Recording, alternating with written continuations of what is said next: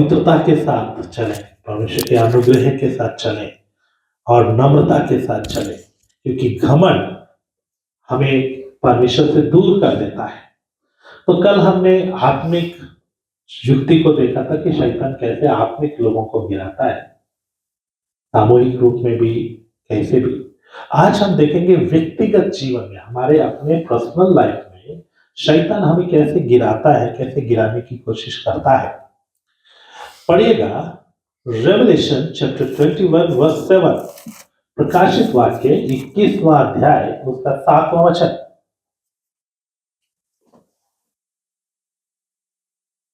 Revelation chapter 21 verse 7। जो जय पाए वही इन वस्तुओं का वारिस होगा, और मैं उसका परमेश्वर होऊंगा और वह मेरा पुत्र होगा। और उसका 27 वचन भी पढ़े, 27। परंतु उसमें कोई अपवित्र वस्तु या घृणित काम करने वाला या झूठ का गढ़ने वाला किसी रीति से प्रवेश ना करेगा, पर केवल वह लोग जिनके नाम मेमने के जीवन की पुस्तक में लिखे हैं। तो हम लोग सीख रहे हैं वाइल्स ऑफ शैतान, वाइल्स ऑफ डेविल। उसमें आज हम सीखेंगे नंबर 2, पर्सनल, व्यक्तिगत।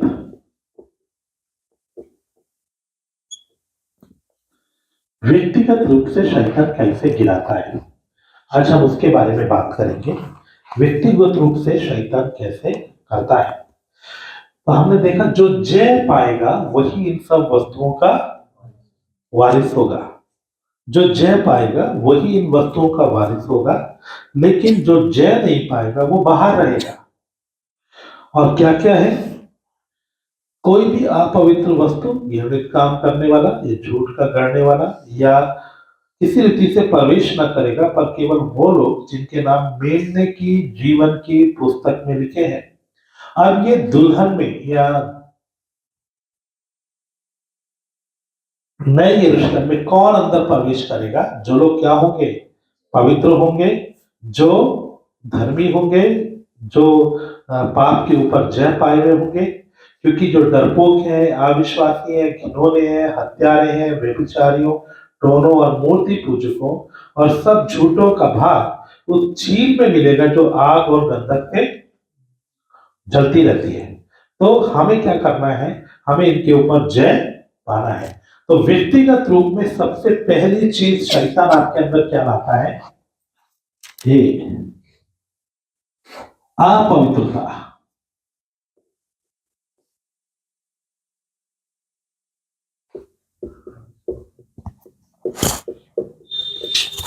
अनहोलीनेस।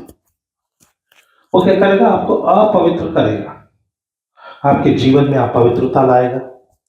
और जैसे ही अपवित्रता आती है, परमेश्वर का उपस्थिति आपसे हट जाता है, परमेश्वर का नजदीकी आपसे हट जाता है। तो शैतान कैसे भी कोशिश करेगा कि आपके अंदर से पवित्रता को दूर करे।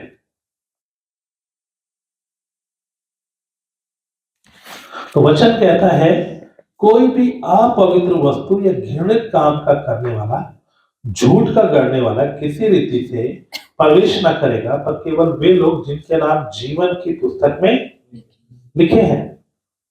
यहां ध्यान देने योग्य बात यह है कि अपवित्र प्रवेश नहीं करेगा। जो अपवित्र है वो क्या नहीं करेगा? प्रवेश नहीं करेगा। शैतान आपको कैसे भी अपवित्र बनाने का प्रयास करेगा। वो आपसे झूठ बुलवाएगा, आप झूठ बोलेंगे, झूठ बोलेंगे तो अपवित्र हो गए। आप झगड़ा करेंगे, अपवित्र हो गए। आप नफरत करेंगे, आप अपवित्र हो गए। कैसे अपवित्र हो जाते हैं? प्रभु के वचन को पालन नहीं करेंगे तो अपवित्र हो गए। तो कुछ ऐसे पाप हैं जो हमें क्या कर देते हैं? अपवित्र बना देते हैं। तो हमें क्या होना है? पवित्र होना है। क्या होना है? पवित्र होना है। घिनौने, हत्या करने वाले, तो उन्हें मूर्ति पूजा से संबंधित कोई भी बात हमारे जीवन में आ जाती है, कोई जादू टोने का कोई और बात, तो हम क्या हो जाते हैं, हो जाएंगे, अपवित्र हो जाएंगे। तो प्रभु चाहता है हम पवित्रता को संभाल कर रखें।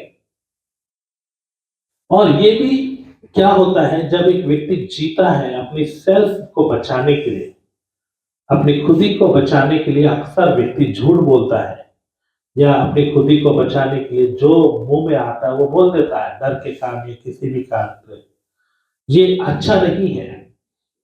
हमें अपनी पवित्रता की रक्षा करना है। प्रभु ने हमें पवित्र बनाया है, हम पवित्र नहीं थे, प्रभु ने हमें क्या बनाया, पवित्र बनाया, प्रभु ने हमें पवित्र किया। अब हमें उसकी रक्षा करना है।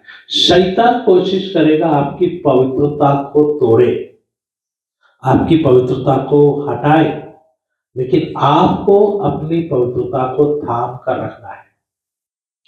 आपके अंदर एक मन होना चाहिए कि मुझे प्रभु के लिए पवित्र बने रहना है, प्रभु के लिए पवित्र बनना है, प्रभु के लिए पवित्र होकर चलना है।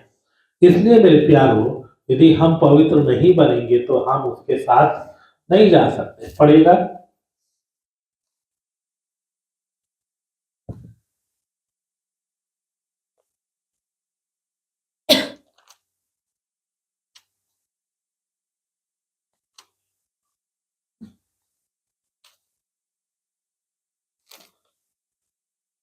इब्रानियों 12 अध्याय है, उसका 14 वचन। Hebrew chapter 12 verse 14। सबसे मेल मिलाप रखो और उस पवित्रता के खोजी हो जिसके बिना कोई प्रभु को कदापि ना देखेगा। उस पवित्रता के खोजी हो जिसके बिना कोई प्रभु को कदापि ना देखेगा। प्रभु यीशु को देखना है, परमेश्वर को देखना है, परमेश्वर के निकट जाना है, तो हमारे अंदर क्या होना चाहिए, पवित्रता होना चाहिए।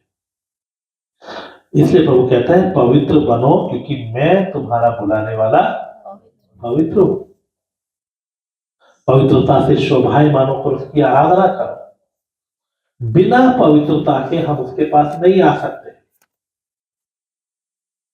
हो सकता है हमारे जीवन में कोई मलिनता आए, हो सकता है हमारे जीवन में कुछ कमियां आए, हो सकता है हमारे जीवन में कुछ गलतियां आ जाए, मलिनताएं आती हैं, और उन मलिनताओं को हमें जल्द से जल्द क्या करना है, दूर करना है। पढ़िएगा 2 कुरिन्थियों 7 अध्याय उसका पहला वचन। 2 Corinthians chapter 7 verse 1। अतः हे प्रियो, जबकि ये प्रतिज्ञाएं हमें मिली हैं, तो आओ हम अपने आप को शरीर और आत्मा की सब मलिनता से शुद्ध करें और परमेश्वर का भय रखते हुए पवित्रता को सिद्ध करें। मलिनताओं को दूर करके पवित्रता को क्या करना है, सिद्ध करना है। पवित्र होना काफी नहीं, पवित्रता को सिद्ध करना है, संपूर्ण करना है, परफेक्ट पवित्रता में आना है। और वो आएंगे तभी मेरे प्यारों हम क्या कर पाएंगे, प्रभु के साथ चल पाएंगे। तो हम में पवित्रता होना बहुत जरूरी है। शैतान कैसे भी हमारे जीवन में कमियां डालने के लिए, घटी डालने के लिए, गलतियां डालने के लिए कैसे भी कोशिश करता रहता है। वो चाहता है कि हमें अपवित्र बनाए, हमारे जीवन में गंदगी को लाए। एक छोटा सा झूठ, एक जलन, नफरत, डाह, गुस्सा, ये सब चीजें हमें क्या बना देते हैं, अपवित्र बना देती है। तो पहली चीज वो आपके वस्त्र में छेद करेगा। क्या करेगा, छेद करेगा। अब अपवित्रता होते समय क्या होता है, ये समझिए शैतान की युक्ति कैसे है, शैतान की चालाकी कैसे है। हम लोग परमेश्वर की उपस्थिति में रहते हैं। हम लोग कहाँ रहते हैं, ये परमेश्वर की उपस्थिति है, पूरा भरा हुआ उपस्थिति।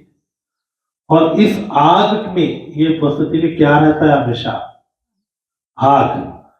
तो हम आग में रहते हैं। हम कहाँ रहते हैं, आग में। इस आग के बीच में परमेश्वर ने हमें रखा है, यह हम है। इस आग के बीच में प्रभु ने हमें रखा है। कैसे रखा है? हम इस आग में नहीं रह सकते क्योंकि हम में कमी है, लेकिन प्रभु ने हमें अनुग्रह से ढांपा हुआ है, कृपा से ढांपा हुआ है। कृपा से ढांपे होने के कारण हम इस आग में बने रहते हैं। लेकिन शैतान क्या करता है? शैतान आपके अंदर विचार डालता है। यहां भी आपके अंदर विचार आने का मौका है, और वो विचार डालता है। विचार डालकर आपने मान लीजिए झूठ बोल दिया, तो इधर क्या हो गया? इधर देखो, अगर झूठ डाल दिया, झूठ आपने बोल दिया, तो क्या हो गया? छेद हो गया। छेद हो गया। छेद हो गया तो क्या होगा? इधर से आग आएगी। आग आएगी तो आप इधर बने नहीं रह सकते। आप क्या करोगे? तुरंत वो हिस्सा जहां से छेद है, आप उसे कहां ले आओगे? वो आग से बाहर कर दोगे। एक छोटी सी अपवित्रता आपको क्या करती है? और यहां से आग से बाहर आ गया। आग से बाहर आ गया तो क्या होगा? बोलिए, क्या होगा? शैतान को पकड़ने का मौका होगा। फिर वो डायरेक्ट आपको पकड़ पाएगा। वहां दूर से वो आपको खाली विचार डाल रहा था, लेकिन बाहर आ गए तो आपको शैतान पकड़ पाएगा। ऐसा एक करके, दो करके, तीन करके, धीरे धीरे धीरे धीरे धीरे फिर आप और बाहर आएंगे, बाहर आएंगे, आप बिल्कुल बाहर आ जाएंगे। ऐसा व्यक्ति प्रभु की उपस्थिति से पूरा बाहर आ जाता है। पहले ही दिन अगर आपको बेचैनी हो रही है, प्रभु की उपस्थिति में आप बैठे हैं, आपको बेचैनी है, आपका विवेक आपको कचोट रहा है, परेशान हो रहे हैं, तो समझ लो मुझे आग में ठहरना मुश्किल हो रहा है। प्रभु की उपस्थिति का डर लग रहा है, मैं कैसे बैठूं, योग्यता नहीं है, ऐसा कुछ भी बात आपके अंदर चला तो समझ लो आपका विवेक आपको बता रहा है कि छेद। तुरंत प्रार्थना करें, पश्चाताप करें, उपस्थिति से बाहर नहीं जाना है, बल्कि जल्दी से जल्दी रिकवर करना है। और रिकवर कैसे होगा? आप माफी मांगेंगे, ठीक हो जाएंगे, तो ये आप बिल ठीक हो जाएंगे। आप दोबारा कहाँ जाएंगे? प्रभु की उपस्थिति में आ जाएंगे। तो शैतान का युक्ति क्या है? आपको इस आग से बाहर निकालना, ताकि डायरेक्ट आपको पकड़ सके। यहां उसमें पकड़ना उसके लिए मुश्किल है, वो नहीं आ पाता। वो खाली विचार डालता है, दूर से मारता रहता है। लेकिन अगर आपने गलती किया तो आपके अनुग्रह के वस्त्र में छेद हो जाता है, और फिर सिय्योन के पापी थरथरा उठते और बाहर आ जाते हैं। इसलिए मेरे प्यारों, ये युक्ति के ऊपर जय पाना है। मैं ये नहीं कहूंगा कि आपसे गलती नहीं होगी, गलतियां होती हैं, लेकिन उसको आप पकड़ कर बैठे ना रहे, आप उसकी में मजा उठाते ना रहे, बल्कि उसके ऊपर पश्चाताप करके, प्रार्थना करके छुटकारा पाए, और कोशिश करें कि आप उसके ऊपर जय पा सके पवित्र आत्मा के द्वारा। नहीं तो ऐसे ही बार बार होता रहेगा तो आपका बहुत समय बर्बाद होगा। अगर एक चीज के पीछे इतना समय बर्बाद करेंगे तो बाकी जय कब पाएंगे? बाकी बातों पर कैसे आप जयवंत हो पाएंगे? तो इसलिए जितना जल्दी हो सके हमें क्या करना है? जय पाकर, हमें छुटकारा पाकर आगे जाना है।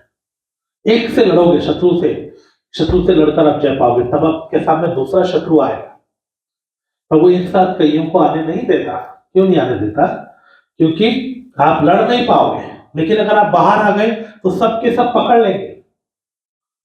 हमें प्रभु की उपस्थिति में बने रहना बहुत जरूरी है। इसलिए अपने जुबान की चौकसी करें, अपनी आंखों की चौकसी करें, अपने कानों की चौकसी करें कि कोई अशुद्धता आपके जीवन में इनके द्वारा ना। अपनी इंद्रियों के ऊपर चौकसी करें, तब आप क्या कर पाएंगे? बढ़ पाएंगे। इसी में एक और चीज भी है, और वो है, दूसरी चीज है अडल्ट्री, व्यभिचार। बी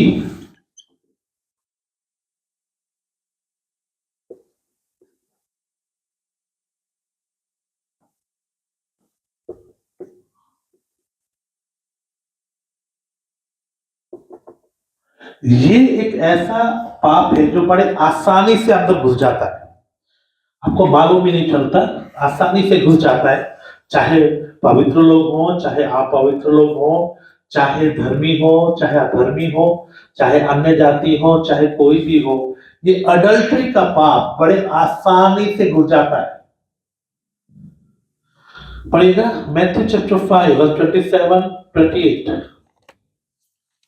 मत्ती 5 अध्याय उसका 27 और 28 वचन।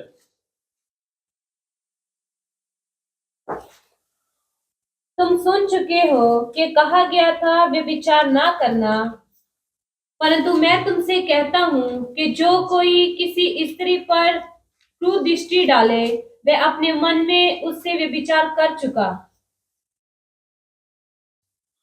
तो वचन कहता है व्यभिचार करना ही नहीं, सोचना भी क्या है व्यभिचार है। अगर कुदृष्टि डाले, बुरी नजर के साथ एक व्यक्ति अगर मन में सोच के साथ जीता है तो वो क्या करता है, व्यभिचार करता है। और व्यभिचार एक ऐसा पाप है जो बहुत आसानी से पकड़ा भी जाता है और बहुत आसानी से दिख भी जाता है। और व्यभिचार एक ऐसा पाप है जो हमारे शरीर में भी अशुद्धता लाता है और हमारे प्राण और आत्मा में भी अशुद्धता लाता है। इसलिए हमें इसके ऊपर ध्यान देना है, इसके ऊपर जय पाना है। सिर्फ ना करना ही नहीं, भाई मैं नहीं करूंगा मैं नहीं करूंगा ऐसा नहीं, इसके ऊपर क्या पाना है, जय पाना है। क्योंकि वचन कहता है जो जय पाएगा, एक हो गया पवित्रता।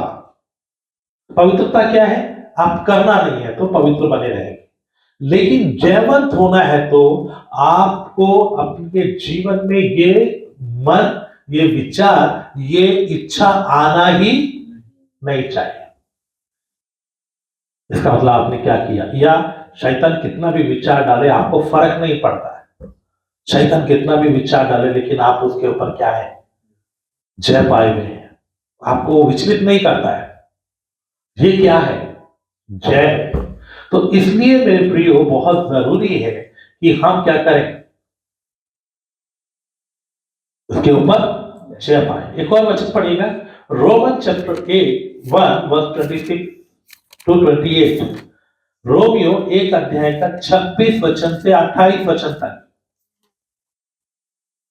इसलिए परमेश्वर ने उन्हें नीच कामनाओं के वश में छोड़ दिया, यहाँ तक कि उनकी स्त्रियों ने भी स्वाभाविक व्यवहार को उससे जो स्वभाव के विरुद्ध है बदल डाला। वैसे ही पुरुष भी स्त्रियों के साथ स्वाभाविक व्यवहार छोड़कर आपस में कामुतुर होकर जलने लगे, और पुरुषों ने पुरुषों के साथ निर्लज्ज काम करके अपने भरम का ठीक फल पाया। जब उन्होंने परमेश्वर को पहचानना ना चाहा तो परमेश्वर ने उन्हें उनके निकम्मे मन पर छोड़ दिया कि वह अनुचित काम करें। तो इसमें सिर्फ व्यभिचार सिर्फ पुरुष और स्त्री के बीच में नहीं, स्त्री स्त्री के बीच में जिसको लेस्बियन बोलते हैं, पुरुष पुरुष के बीच में जिसे गे बोलते हैं, आजकल ये भी बहुत बढ़ रहा है। व्यभिचार चाहे किसी भी रूप में क्यों ना हो, व्यभिचार व्यभिचार होता है। परमेश्वर का वचन कहता है अगर सेक्सुअल बातों के विषय में मन आता है, सेक्सुअल रिलेशंस के विषय में मन आता है, इच्छाओं के साथ उधर जाते हैं तो वो क्या है, व्यभिचार है। व्यभिचार एक ऐसा पाप है जो आपके शरीर को भी अशुद्ध करता है। बाकी से आपका प्राण और आपका आत्मा अशुद्ध होता है, लेकिन व्यभिचार एक ऐसा पाप है जिससे शरीर भी क्या होता है, अशुद्ध होता है। और शैतान कोशिश करेगा कि आप इस कमी में फंसे रहें, इन गलतियों में पड़े रहें। इसलिए इसके ऊपर क्या पाना है, जय पाना है। सिर्फ मैं नहीं करूंगा मैं नहीं करूंगा मैं नहीं करूंगा ऐसा नहीं, प्रार्थना करके इसके ऊपर क्या पाना है, जय पाना है। ये मन भी हमारे अंदर से पूरा हटना है, खत्म होना है, तभी हम दुल्हन में प्रवेश कर पाएंगे। मलिनताओं को निकालना है। अब वहां लिखा है आत्मा और शरीर की मलिनताओं को दूर करके पवित्रता को सिद्ध करें। मैं शरीर में नहीं कर रहा हूं, लेकिन मेरे मन के अंदर वो विचार चल रहा है, मैं अपवित्र हूं, मैं अशुद्ध हूं, वो पाप है। इसलिए हमें क्या करना है, उसके ऊपर जय पाना है। तो एक अपवित्रता हो गया, उसमें हर प्रकार की बातें थी, व्यभिचार हो गया। तीसरा एक और है, हमारे जीवन में शैतान लाने की कोशिश करता है, वो है हमें फल लाने से रोकेगा। हमें क्या करने से रोकेगा? फल लाने से। थर्ड है, ये व्यभिचार वगैरह मैंने पहले बहुत खोलकर पढ़ाया है, इसलिए मैं ज्यादा सिर्फ आपको पॉइंट कर रहा हूं कि क्या क्या चीजें आपको शैतान फंसाने की कोशिश करता है। सी है, वो आपको क्या करेगा? फल लाने से रोकेगा।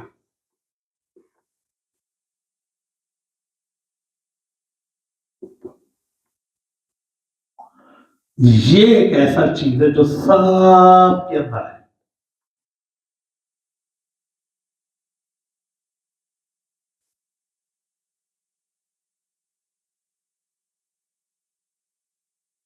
अनफ्रूटफुल बनाएगा आपको।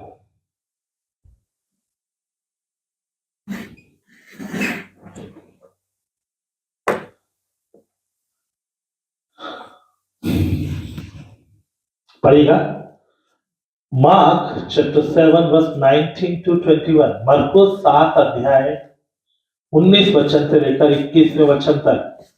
मरकुस 7 अध्याय 19 वचन से लेकर 21वें वचन तक।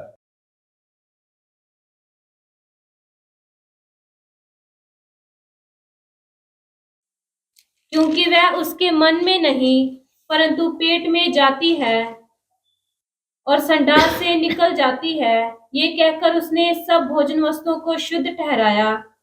फिर उसने कहा, जो मनुष्य में से निकलता है वही मनुष्य को अशुद्ध करता है, क्योंकि भीतर से अर्थात मनुष्य के मन से बुरे बुरे विचार, व्यभिचार, चोरी, हत्या, परस्त्रीगम,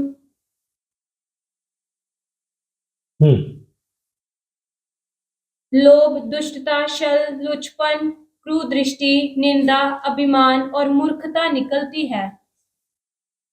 तो शैतान क्या करेगा? हमें फल लाने से रोकेगा, हमें फलवंत होने से रोकेगा। क्या फल है? आत्मा का फल क्या है? प्रेम, आनंद, मेल, धीरज, कृपा, भलाई, विश्वास, नम्रता और संयम। वो फल से रोकना है तो हमें बुरे फल आना है, और ये फलों को शैतान हमारे अंदर लाता है। इसमें लड़ाई झगड़ा है, इसमें निंदा है, चुगली है, इसमें अशुद्धता है, इसमें नशा है, इसमें ये सब चीजें हैं। तो हमारे जीवन में कैसे भी वो अनफ्रूटफुलनेस हमारे जीवन में फल लाने से रोकेगा, हमें अशुद्धता में डालेगा। जैसे प्रेम, समझाने के लिए प्रभु चाहता है हम प्रेम का फल लाएं, लेकिन शैतान क्या करेगा? आपके अंदर क्या डालेगा?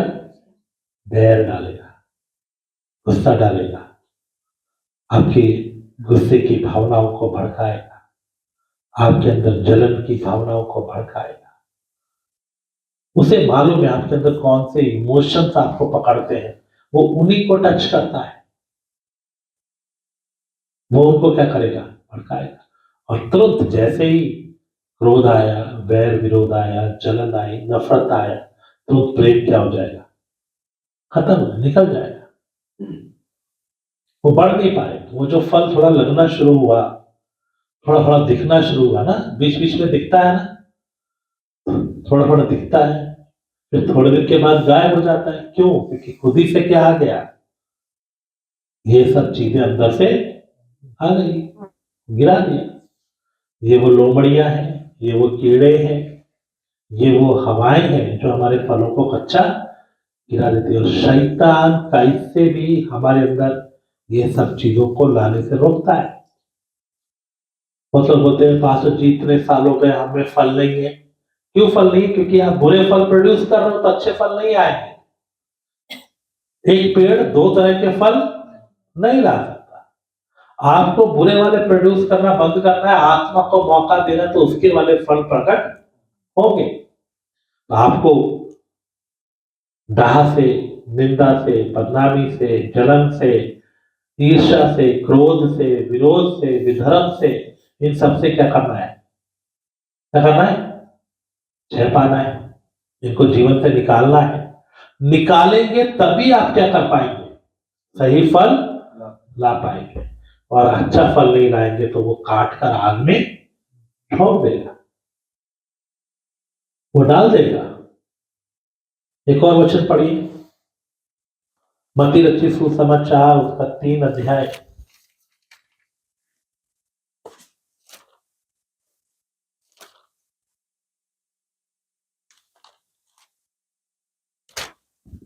उसका 10 वचन पढ़ेगा। Matthew chapter 3 verse 10। अब कुल्हाड़ा पेड़ों की जड़ पर रखा हुआ है, इसलिए जो जो पेड़ अच्छा फल नहीं लाता वह काटा और आग में झोंका जाता है। जो अच्छा फल नहीं लाता वो काटा और आग में झोंका जाता है। एक और वचन पढ़िए, मत्ती 7 अध्याय का 17 से 20। इसी प्रकार हर एक अच्छा पेड़ अच्छा फल लाता है और निकम्मा पेड़ बुरा फल लाता है। अच्छा पेड़ बुरा फल नहीं ला सकता और ना निकम्मा पेड़ अच्छा फल ला सकता है। जो जो पेड़ अच्छा फल नहीं लाता वह काटा और आग में डाला जाता है। इस प्रकार उनके फलों से तुम उन्हें पहचान लोगे। अच्छा फल लाएगा, बुरा पेड़ बुरा फल लाएगा। अच्छा पेड़ अच्छा फल लाएगा, बुरा पेड़ बुरा फल लाएगा। तुम उनके फलों से पहचान लोगे कि वो पेड़ ऐसा है। जो पेड़ अच्छा नहीं है वो काटा और आग में झोंका जाता है। अगर वो पेड़ आग में झोंका जाएगा तो वो स्वर्ग में कैसे जाएगा? तो शैतान का युक्ति क्या है? आपको अच्छा फल लाने नहीं देना, आपके अंदर बुरा फल आता रहे, आप बुरा फल प्रोड्यूस करते रहो, आप में हमेशा बुरे ही फल लगे रहे। उसके लिए वो आपकी भावनाओं को, आपके स्वभाव को जगाता रहता है। वो उसे निकलने नहीं देता, आपको उसमें फंसा कर रखता है, विचारों में या बातों में, अभिलाषाओं में। आप गुस्से के ऊपर, आप क्रोध के ऊपर, अपने अंदर की कड़वाहट, किसी ने आपके साथ बुरा व्यवहार किया, वो व्यवहार आपके अंदर पड़ा हुआ है, वो याद आपके अंदर पड़ी हुई है। शैतान बीच बीच में उसको याद दिलाता रहेगा। उसको हवा, जैसे आग पर हवा करते रहे तो वो क्या करती रहती है? जलती रहती है। शैतान बीच बीच में आके आपको क्या करता रहेगा? हवा देगा। कैसे? शैतान बहुत चालाक है। मान लीजिए 2 लोगों के मन में कड़वाहट चल रहा है, वो किसी से फोन से बात करके हंस रहा है, बात कर रहा है। शैतान उसको आके बोलेगा ये तेरे बारे में बात कर रहे हैं। ऐसा आप लोगों को बोलता है? नहीं, मन में आता है। या 2 लोग बात कर रहे हैं, हंस रहे हैं, अचानक उनकी नजर आप पर पड़ गई, आप तो उनको देख ही रहे थे हंसते हुए, जरूर मेरे बारे में बात कर रहे होंगे, ये विचार आता है। हाँ? वो अपना बातों में है। शैतान आपके अंदर आके, या उन्होंने कुछ बात बोल दिया, कुछ कुछ कह दिया, या कुछ हो गया, या किसी के साथ कोई बात हो गया, देखा ये तो ऐसे ही है, पहले भी मेरे साथ ऐसा ही किया। वो आकर कौन बोलता है आपके अंदर? वो शारीरिकता, शैतान आपके अंदर बोलता है। वो हवा देता रहता है आपके अंदर से उस कड़वाहट को निकल नहीं देता। इसीलिए आपके अंदर जिसके प्रति गुस्सा होता है उसकी छोटी छोटी बातें भी क्या लगती है? बुरी लगती है, क्योंकि शैतान क्या नहीं करने देता, आपके अंदर से वो निकलने देना नहीं चाहता।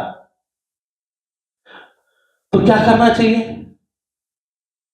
इसके लिए उपवास करो, उसने टेक कर, प्रभु ये गंदगी मेरे अंदर से नहीं निकल रही है, प्रभु ये विचार मैं जय नहीं पा रहा हूं, प्रभु मुझे इससे छुटकारा चाहिए, मैं कब तक इस गंदगी में पड़ा रहूंगा? उपवास करो, प्रार्थना करो, लड़ो, अपने जीव को दुख दो। क्योंकि शैतान आपको कैसे भी फल लाने से रोकेगा। अगर आपके अंदर से जलन खत्म नहीं हुई, नफरत खत्म नहीं हुई, गुस्सा खत्म नहीं हुआ, कड़वाहट खत्म नहीं हुआ, आपके मन में वो बातें पड़ी हुई हैं, आप उनको भुला नहीं पा रहे हो सकता है आप याद ना कर रहे हो, शैतान को मालूम है अभी बड़ा प्रार्थना कर रहा है, इसको याद नहीं दिलाना। जैसे ही थोड़ा सा कुछ कमजोरी आएगी, तुरंत क्या करेगा, फिर पुरानी वाली बातें याद आके आके आके फिर अब हो जाता है। हाँ? होता है या नहीं होता है? नहीं, आप लोगों के साथ नहीं होता, सब संत लोग है ना। ऐसे ही शैतान आपका थोड़ा सा फल आएगा, थोड़ा सा आत्मिक जीवन में बढ़ोगे, फिर वो फल क्या होता है, गिर जाता है। शैतान योजना बनाकर, सोचकर, विचार कर कर आपको कुछ बातों में क्या करता है, बांध कर रखता है, उससे निकलने नहीं देता, वो रस्सी को और मजबूत करता रहता है।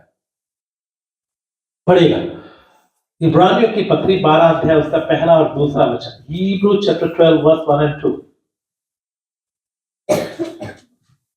इस कारण जबकि गवाहों का ऐसा बड़ा बादल हमको घेरे हुए है, तो आओ हर एक रोकने वाली वस्तु और उलझाने वाले पाप को दूर करके वह दौड़ जिसमें हमें दौड़ना है, धीरज से दौड़े और और विश्वास के कर्ता और सिद्ध करने वाले यीशु की ओर ताकते रहें, जिसने उस आनंद के लिए जो उसके आगे धरा था, लज्जा की कुछ चिंता ना करके क्रूस का दुख सहा। यहाँ पर हम देखते समय इब्रानियों 12 अध्याय का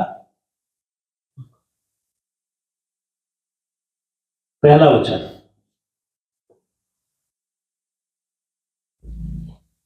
इस कारण के हाँ, इस कारण जबकि गवाहों का ऐसा बड़ा बादल हमको घेरे हुए हैं, तो आओ हर एक रोकने वाली वस्तु और उठाने वाले पाप को दूर करके वह दौड़ जिसे हमें दौड़ना है, धीरज से दौड़े। यानी कि लेट अस ले असाइड एवरी वेट, हर एक भार को दूर करके।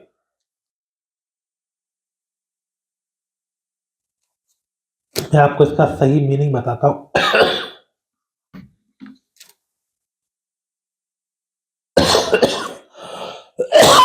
कहता है rid ourselves of all that weight us, हर वो रुकावट को जो हमें दबाकर झुका कर रखती है, वो वजन को हमें अपने ऊपर से दूर करके दौड़ना है। एक व्यक्ति अगर किसी वजन के नीचे वो कैसे अपनी दौड़ दौड़ेगा, वो नहीं दौड़ सकता। ऐसे ही आपके ऊपर शैतान क्या करता है, कुछ बोझ रख देता है, कोई भी एक कमी का बोझ, कोई भी एक गलती का। कभी कभी क्या होता है, आप एक को सोचते रहते हैं, दूसरी बहुत सी बातें आपके अंदर घुसी रहती, ऐसा भी होता है। एक के बारे में आप हाईलाइट रहेंगे, वो कचोटता रहेगा, दूसरी 50 और छुपी रहेगी, उसकी तरफ आप ध्यान नहीं दोगे। ऐसा नहीं, हर चीज को देखना है। तो मेरे प्रियो, हमें देखना है हमारे जीवन में कौन सी ऐसी बात है जो एक बोझ की तरह हम पर पड़ी है, हम उसको हटा नहीं पा रहे, जो आपको फल पाने से लाने से रोकती है। हर एक के जीवन में कुछ ना कुछ रहता है। किसी के जीवन में जलन है, किसी के जीवन में नफरत है, गुस्सा है, किसी के जीवन में अशुद्धता है, किसी के जीवन में नशा है, किसी के जीवन में अलग अलग आपको दबाकर झुकाकर रखते हैं। आपने देखना है मुझे किस चीज ने दबाकर रखा है, मैं सीधा नहीं खड़ा हो पा रहा, मैं उठ नहीं पा रहा, उसको छोड़ना है, उसको निकालना है।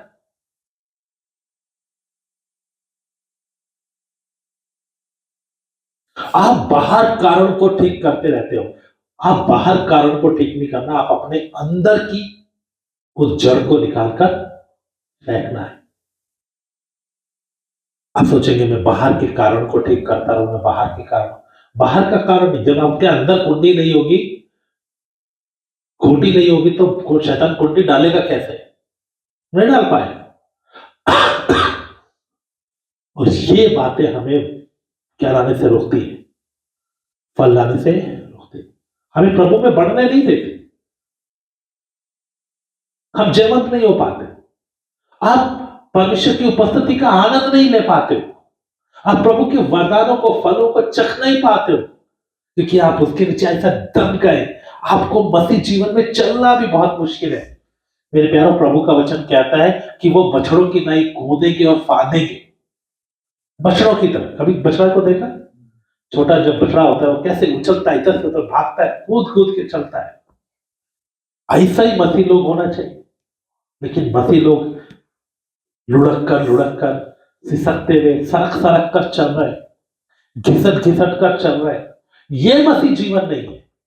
क्यों? क्योंकि कोई वजन आपके ऊपर शैतान डालकर रखा है। कोई तो ऐसी बात है जिसके नीचे आप दबे हुए हो। इसलिए प्रभु का वचन कहता है कि उसको दूर करके दौड़ना है। हर एक को अपने जीवन में देखना है, कौन सी चीज मुझे फल पाने से रोक रही है। हमारे व्यक्तिगत जीवन सिर्फ पाप करवाता नहीं है, बल्कि हमें आत्मिकता में बढ़ने से भी क्या करता है? रोकता है, बढ़ने नहीं देता, आपको फंसा कर रखता है। हर एक के जीवन में अलग अलग विचार, अलग अलग बातें, जिनसे वो जय नहीं पा पाता, उनके ऊपर जय पाना है।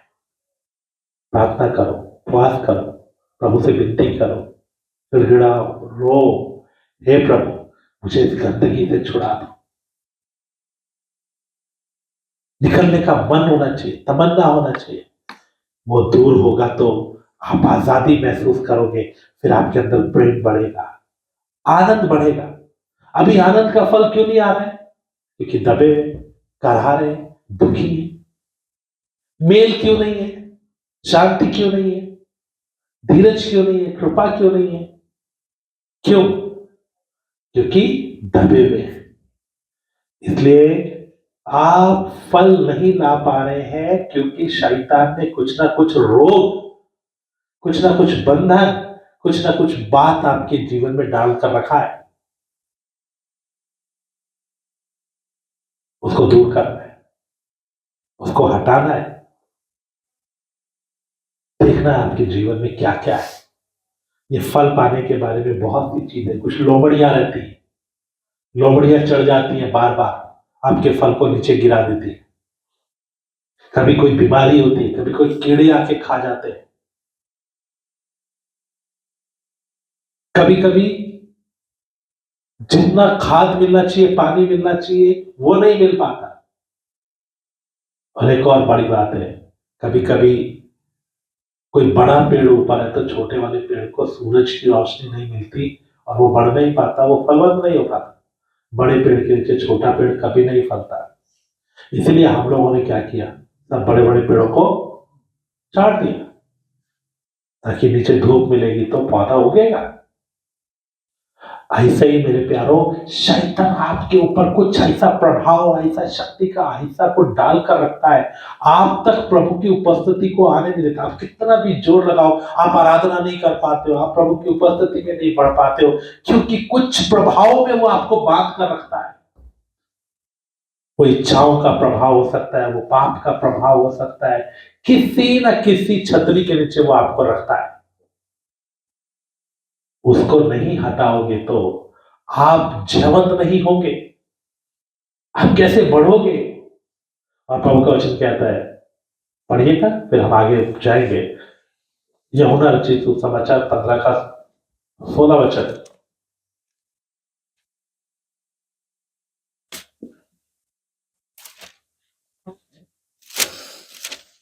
तुमने मुझे नहीं चुना, परंतु मैंने तुम्हें चुना है और तुम्हें नियुक्त किया कि तुम जाकर फल लाओ और तुम्हारा फल बना रहे, कि तुम मेरे नाम से जो कुछ पिता से मांगो वह तुम्हें दे। तुमने मुझे नहीं चुना, मैंने तुमको चुना है कि तुम जाकर फल लाओ और तुम्हारा फल बना प्रभु ने चुना है हमें फल लाने के लिए। अगर हम नहीं लाएंगे तो क्या वो चुनेगा? नहीं।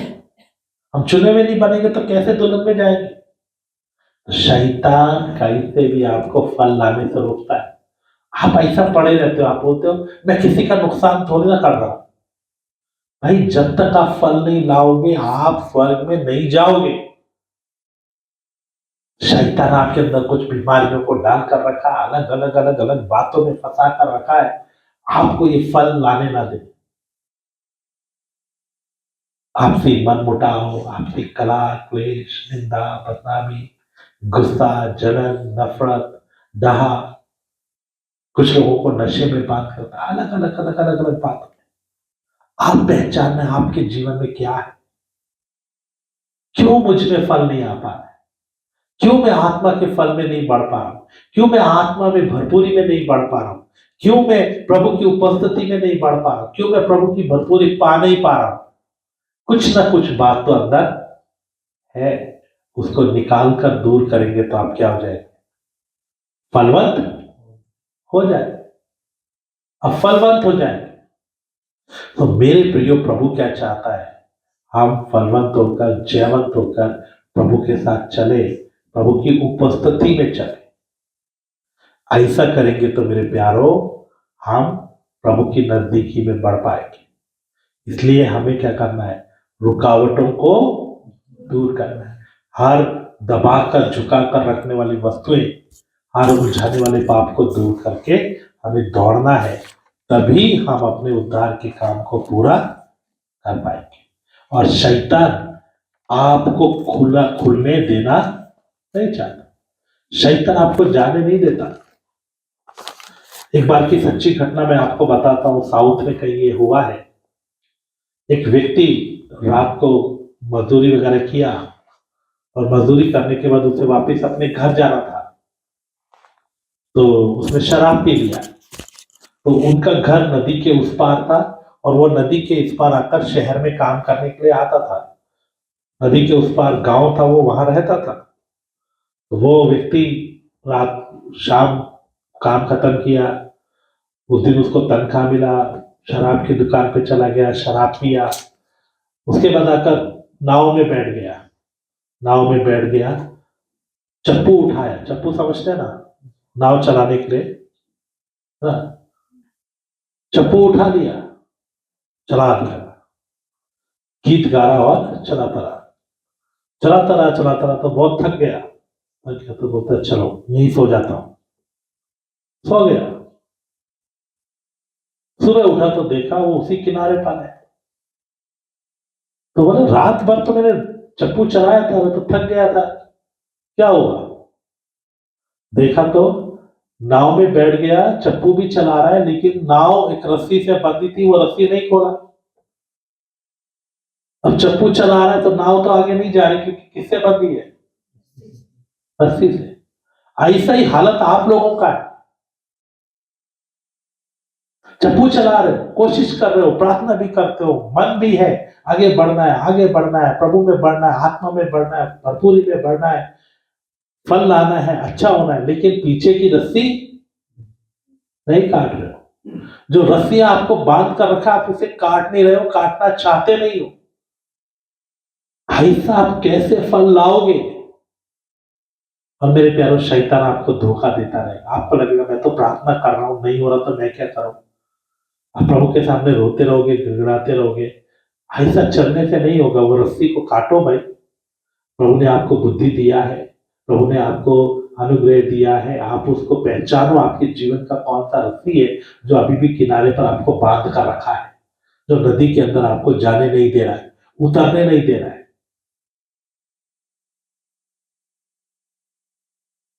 कौन सा रस्सी है? किस बात ने आपको बांध कर रखा है? अपने जीवन में पहचानो और उसे दूर करो, तो आप आगे बढ़ पाओगे, आत्मा में बढ़ पाओगे, तब आप फल भी ला पाओगे। आपके जीवन में कोई फल आ रहा है, थोड़ा दिन आप अच्छे से चल रहे हो, तब एक लोमड़ी आती है, आपके लोमड़ी आकर आपके कच्चे फलों को गिरा देती है। वो लोमड़ी को पकड़ो। कौन वो लोमड़ी? कौन सी इच्छा है, कौन सी अभिलाषा है जो आपके जीवन में बार बार घुस जाती है और आपको फलवंत होने से रोक रही है? वो आपको पहचानना है। हमें पता चलता है या नहीं, बोलो? हमारी कमजोरी क्या है, कौन सी चीज रुकावट है, पता चलता है या नहीं, बोलो? नहीं पता चलता। लेकिन हम उसको काटना नहीं चाहते, हम उसको छोड़ना नहीं चाहते। आओ थोड़ी देर प्रार्थना करें। मेरे प्यारों, समय बाकी नहीं है, अभी ये विषय खत्म नहीं हुआ।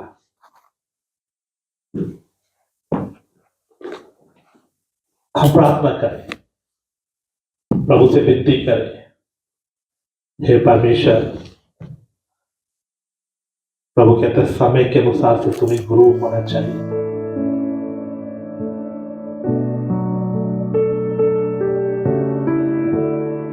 तो प्रभु का धन्यवाद हो। ब्रेक के बाद अभी फिर हम लोग नेक्स्ट इस सेशन में है और हम लोग सीख रहे थे शैतान का युक्तियां जो वो हमारे व्यक्तिगत जीवन में लेकर आता है, ताकि कैसे भी हमें प्रभु से दूर करे, ताकि कैसे भी हमें प्रभु में बढ़ने ना दे। और मेरे प्यारे, शैतान बहुत युक्तियां खेलता है।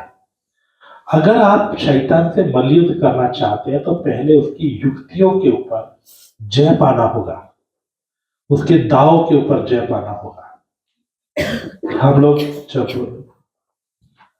यंगर एज में थे तो हम लोग यहीं इसी गांव में कुश्ती खेलते थे और यहाँ पर बहुत गेम्स हम लोग खेलते थे, तो एक कुश्ती भी था।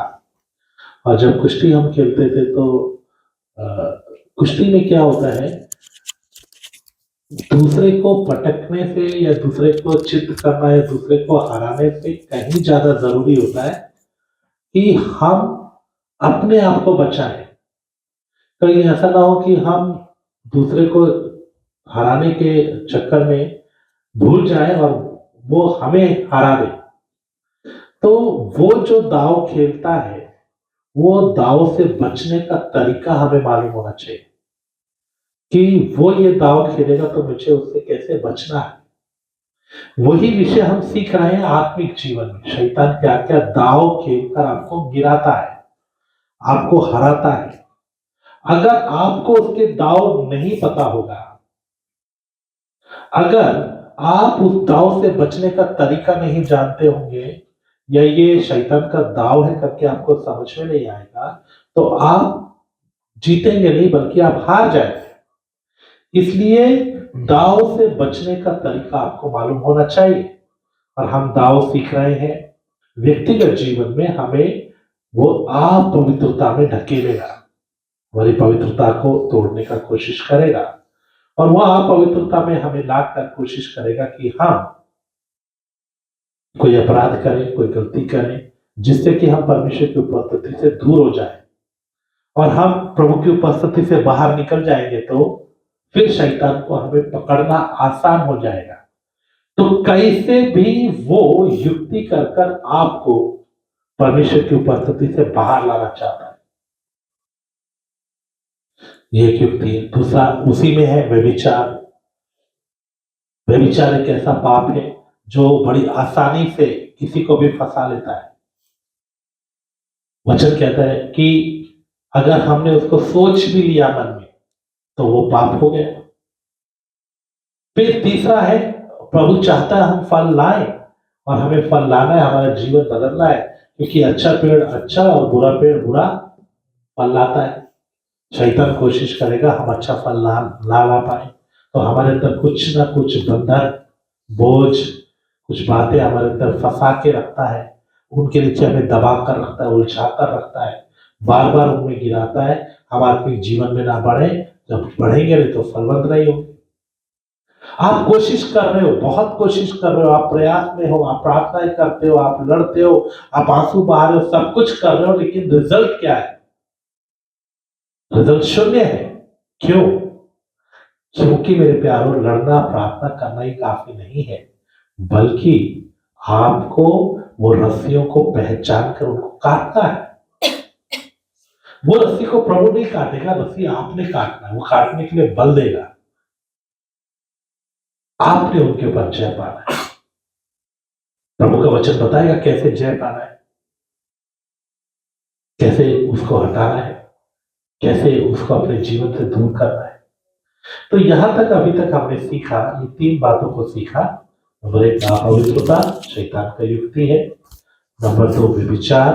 नंबर 3 आपको फल लाने नहीं देता, लोमड़ियों को भेजता है, आपके अंदर रस्सियों को लगाता है, उलझाने का कोशिश करता है, वो आपको दबा कर रखना चाहता है ताकि आप पनपे रहें। तो मेरे प्रियो, शैतान ऐसा करता रहता है, वो कोशिश में लगा रहता है कैसे मैं किसको पीछे बांध कर रखूं। फोर्थ है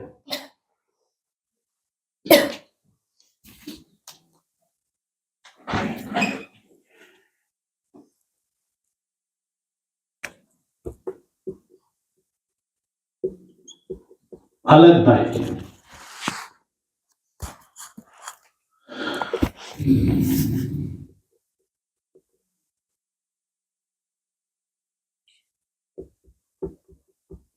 सेपरेशन क्या करेगा? आपको अलग दाई में रहने नहीं देगा। वो आपकी अलग दाई को तोड़ने का कोशिश करेगा कैसे भी आपको अलग दाई से दूर करे। पड़ेगा 2 कुरिन्थियों 6 अध्याय उसका 17 वचन। 2 Corinthians chapter 6 verse 17। इसलिए प्रभु कहता है, उनके बीच में से निकलो और अलग रहो और अशुद्ध वस्तु को मत छुओ, तो मैं तुम्हें ग्रहण करूंगा। वो कहता है उनके बीच में से निकलो और अलग अलग रहो तो मैं तुम्हें ग्रहण करूंगा। शैतान आपकी अलगदाई को तोड़ेगा। शैतान आपको रीति रिवाजों में फंसाएगा। शैतान आपको दुनिया की बातों में फंसाएगा। कैसे भी आप सेपरेशन तोड़ देंगे। देखिए सेपरेशन कैसे टूटती है? आप ज्योति की संतान है, अगर आप अंधकार के कामों में शामिल होते तो अलगदाई टूट गया। आप मसीह के लोग हैं, अगर आप बलियान के साथ संबंध रखते हैं, कोई जादू टोना है ना, किसी चीजों में जैसे लोग बोलते हैं इस दिन ये नहीं करना, इस दिन ये नहीं करना, क्योंकि वो देवताओं के दिन है, अगर आप उसको मानते हैं तो आप मसीह के नहीं है, विश्वास के साथ नहीं जी रहे। बिल्ली रात तक काट गई तो ये हो जाएगा, फलाने ने ऐसा कर दिया तो ये हो जाएगा, घंटी बज गई तो ये हो जाएगा, ऐसा बहुत कुछ सोचते हैं। हम विश्वास से जीते हैं। ऐसा कुछ करते हैं। कुछ लोग काला टीका लगाते हैं बच्चों को नजर लग जाएगी। कुछ लोग सामने नहीं लगाते तो कान के पीछे लगाते।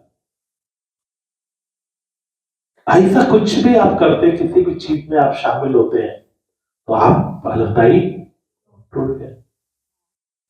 तो अलगदाई फिर उपदेश की अलगदाई है। उपदेश में, वचन में मिलावट करेगा, आपको संसार में ले जाने की कोशिश करेगा, संसार का बनाने की कोशिश करेगा। प्रभु ने आपको अपने लिए अलग किया है, लेकिन शैतान आपको संसार में फंसाने की कोशिश करेगा। अलगदाई टूट गया। तो हमें अलग रहना है। अलगदाई का विषय हमने पिछले दिनों में अच्छे से सीखा है, इसलिए मैं उसमें ज्यादा जाना नहीं चाहता हूँ। प्रभु कहता है मैंने तुमको और दुनिया के लोगों से इसलिए अलग किया कि तुम निरंतर मेरे ही पड़ेगा। लेवितिकुस 20 अध्याय उसका 26वां वचन। Leviticus chapter 20 verse 26। तुम मेरे लिए पवित्र बने रहना, क्योंकि मैं यहोवा स्वयं पवित्र हूँ और मैंने तुमको और देशों के लोगों से इसलिए अलग किया है कि तुम निरंतर मेरे ही बने रहो। कि तुम निरंतर मेरे ही बने रहो। प्रभु चाहता है कि हम निरंतर क्या करें? उसके बने रहें, उसके बनकर चले। मेरे प्रियो, वो चाहता है अलगदाई का जीवन जिए। तो आपको मालूम है पाप से अलगदाई में आना है। प्रभु चाहता है कि हम शैतान से अलगदाई में आए। प्रभु चाहता है सांसारिकता से अलगदाई में आए और हम एक अलग जीवन जिए, एक मसीह का जीवन, वचन के अनुसार का जीवन हम जीकर उसके अनुसार चले। तो हमें अलगदाई में रहना है। तो ये है व्यक्तिगत जीवन में, हमारे व्यक्तिगत जीवन में क्या क्या शैतान युक्ति लेकर आता है। अपवित्रता में हमें पाप में फंसाएगा, अनुग्रह से दूर करेगा, है ना। शैतान हमें क्या करेगा, हमें उस फल लाने से रोकेगा, हम आत्मिक ना बने, हम सांसारिक बने रहे, वो कोशिश करेगा। वो हमें संसार, अगर हम आत्मिक जीवन में बढ़ने की कोशिश करेंगे तो वो हमें अलगदाई में जाने नहीं देगा, अलगदाई को तोड़ने की कोशिश करेगा, ताकि हम क्या हो जाए, उससे अलग हो जाए।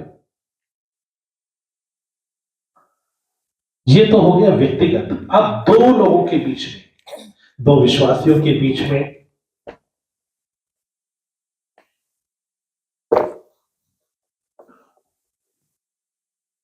उनके बीच में क्या करता है।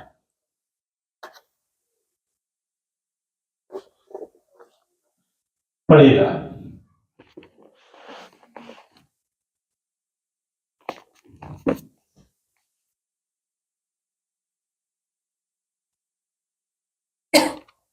मत्ती 18 अध्याय उसका 18 और 19 वचन।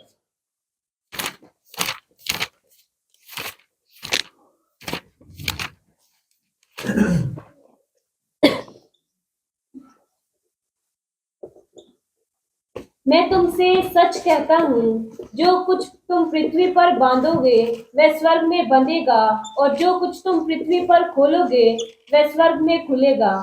फिर मैं तुमसे कहता हूँ, यदि तुम में से दो जन पृथ्वी पर किसी बात के लिए एक मन होकर उसे मांगे, तो वह मेरे पिता की ओर से जो स्वर्ग में है उनके लिए हो जाएगा। तो दो लोगों के बीच में प्रभु ने क्या बोला है, यदि दो जन एक मन होकर प्रार्थना करेंगे तो हो जाएगा। प्रार्थना सुनी जाएगी। दो लोग एक मन होकर प्रार्थना करेंगे तो प्रार्थना, अब आप प्रार्थना कर रहे हैं, मान लीजिए सब लोग मिलकर प्रार्थना कर रहे हैं। हम सुबह सुबह बोलते हैं, प्रभु हम प्रार्थना कर रहे हैं इस विषय के लिए, इस विषय के लिए। किसी का भी मन एक नहीं है, सुनेगा।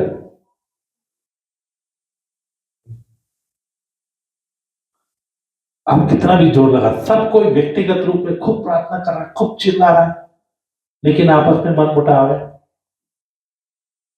प्रभु ने बोला यदि दो जन एक मन होकर प्रार्थना करेंगे तो प्रार्थना, पति पत्नी मन मुटाव, प्रार्थना कर रहे हैं, सुनेगा प्रभु?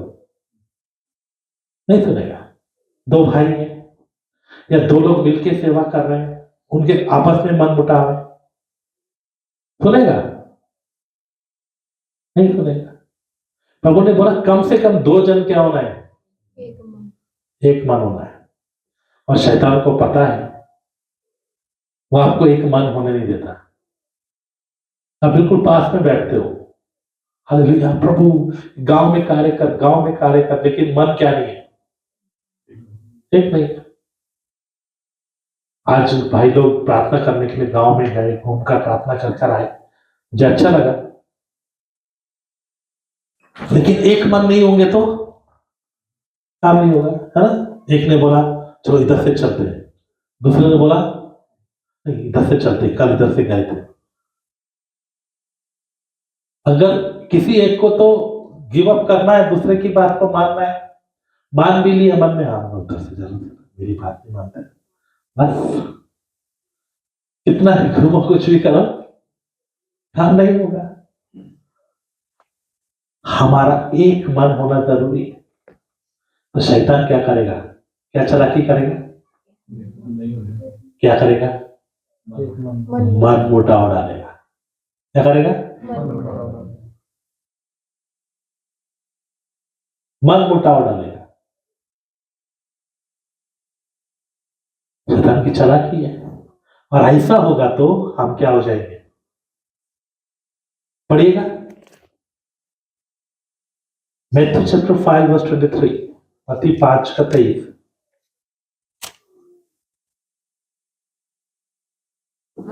इसलिए यदि तू अपनी भेंट वेदी पर लाए और वहां तू स्मरण करे कि तेरे भाई के मन में तेरे लिए कुछ विरोध है, तो अपनी भेंट वहीं वेदी के सामने छोड़ दे और जाकर पहले अपने भाई से मेल मिलाप कर और तब आकर अपनी भेंट चढ़ा। भेंट चढ़ाने आ रहा हूं, धन्यवाद करने आ रहा हूं, प्रार्थना तो छोड़ दो। धन्यवाद धन्यवाद धन्यवाद ये मन में आया, अरे मैं तो अभी लड़कर आया हूं, मेरा भाई तो मुझसे दुखी है, मैंने तो उसे दुखी कर दिया, या मेरी बहन दुखी है। जाके धन्यवाद करेंगे तो धन्यवाद नहीं सुनेगा। पहले जाके क्या करो, मेल करो, मेल करो। नहीं मेल मिलाप होगा तो क्या होगा? प्रभु कहता है पहले अपनी वेदी, भेंट वेदी पर छोड़ दे, इधर ही रहने दे, बाद में चढ़ाना, पहले जाओ जाके मेल मिलाप करो। तो कितना जरूरी है मेल मिलाप, कितना जरूरी है एक मन। इसीलिए मैं हमेशा इस बात के पीछे पड़ा रहता हूं, आपस में एक मन रहो। नहीं तो आप कितना भी प्रार्थना करो, आपकी प्रार्थना ऊपर नहीं जाएगी। लेकिन दो जन एक मन होकर कोई प्रार्थना कर ले तो सुनना ही पड़ेगा, क्योंकि उसने प्रतिज्ञा की है। जब हमको मालूम है एक मन होकर प्रार्थना करेंगे तो काम हो जाएगा। अगर दो जन एक मन होकर प्रार्थना करने से इतना होगा, इतने लोग मिलकर एक बात के लिए प्रार्थना करेंगे, कितना होगा? लेकिन वो एक मन होने नहीं देता, है ना? यही चल रहा है ना। अब हम क्या चाहते हैं? एक मन होना है तो इसको ठीक होना पड़ेगा,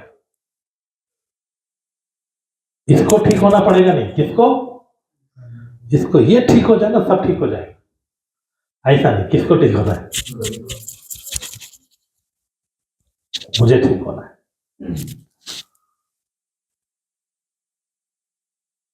मैं कहीं फेल हो गया कि सामने वाला मेरे साथ एक मन नहीं हो पा रहा, कुछ बात है, मुझे उसको क्या करना, दूर करना।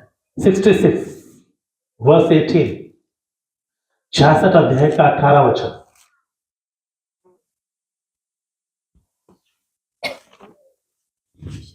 भजन संहिता 66 का 18, Psalm 66 वर्स 18। यदि मैं मन में अनर्थ की बात सोचता तो प्रभु मेरी ना सुनता। अगर मैं अनर्थ की बात सोचूंगा तो प्रभु मेरी नहीं सुनेगा। अनर्थ मन में विचार रखकर, कल्पना रखकर, अनर्थ की बातें रखकर प्रार्थना करूं तो नहीं सुनेगा। तो हमारे बीच में क्या होना है? एकता होनी है, प्रेम होना है, आपस में मेल मिलाप होना है, आत्मा में एक होना है, आत्मा का एक बंध होना है। मेरे प्रियो, यीशु मसीह के चेले भी आपस में लड़ते रहते थे, झगड़ते थे, बड़ा कौन है, बड़ा कौन है। लेकिन जब यीशु मसीह मर गया, वो इस रियलाइजेशन में आए, वो सतावट, वो दुख उनको प्रभु के निकट लेकर आया, पवित्र आत्मा का भरपूरी पाया, और फिर वो एक मन हो गए। फिर पतरस खड़ा होकर प्रचार कर रहा, तो 10 वहां साइड में खड़े हो गए, 11 साइड में खड़े, और वो लोग उसके साथ प्रार्थना में शामिल है। सब एक मन है, इतना एक मन थे कि कलीसिया लॉ लगाकर प्रार्थना करी थी, उधर उसकी पतरस का जेल खुल गया। इतना एक मन थे। पतरस को पथरवाह करके बाहर मरा हुआ कुत्ते की तरह घसीट के डालकर चले गए, मर गया। कलीसिया चारों तरफ खड़े होकर प्रार्थना किया, प्रभु से उठा दिया। एक मन होकर प्रार्थना करते तो प्रभु बहुत कार्य करते। इसीलिए मेरे प्रियो, कलीसियाएं जहां बेदाग होती है, एक मन हो जाती है, वहां बहुत जल्दी काम होता है। पहली सदी में एक मन थे, एक दूसरे का दुख समझते थे, एक दूसरे की बातों को समझते थे। कोई अपनी प्रॉपर्टी अपना नहीं कहता था, खुद ही नहीं था, कोई मन के अंदर अपना वैर विरोध बाकी चीजें नहीं थी। इसीलिए मात्र 3 साल के अंदर रोम में जाकर वहां तक प्रचार हो गया, चारों तरफ वचन फैल गया। हिंदुस्तान में उस समय प्रचार हो चुका था।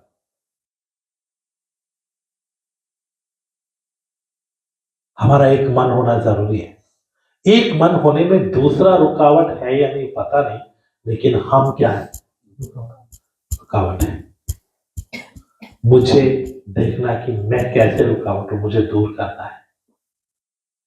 दूसरा कुछ भी करता रहे, मुझे नहीं होने देना है। हमारे यहाँ हरियाणा में कहावत है, सब जगह ही बोलते हैं, एक हाथ से ताली नहीं बजती। कोई ऐसा हाई फाई कर रहा है, मैं भी दूंगा हाथ तो होगा, मैं हाथ ही नहीं दूंगा तो होगा, थोड़ी देर करने के बाद वो थक जाए।